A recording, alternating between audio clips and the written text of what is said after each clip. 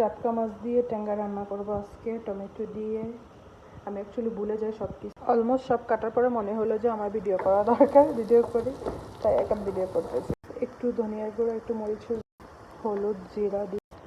এই টমেটো দিয়ে ট্যাঙ্গা হইতো না, আমার কাছে যদি জলপাই থাকতো বা আম থাকতো আম দিলে ভালো হতো, বাট নাই, কিছু করার নাই। তাই বেশি জল দেবো না, একটু মাখা মাখা রাখবো।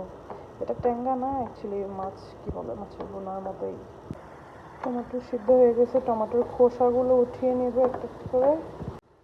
সব খোসা তুলে নিয়েছি। এখন আমার কাছে মনে হয় খোসা থাকলে লালের কালারটা ভালো হয়, এখন দেখি কালার নাই। মাছগুলো দিয়ে দেবো, প্লেটটা ধুয়ে একটু পানি দিয়ে দিলাম। এখন 2-3 বলক ফুটলেই একটু ধনিয়া পাতা দিয়ে শেষ রান্না। তেল একটু কমই মনে হচ্ছে, বাট অনেকখানি তেল দিয়েছি, দেখা যাচ্ছে না। ছোট্ট মিনি একটা রূপচাঁদা মাছের মাছগুলোর সাথে আসছিল। আমার রান্না অলমোস্ট শেষ হয়ে গেছে, এখন একটু ধনিয়া পাতা ছিটিয়ে দেবো।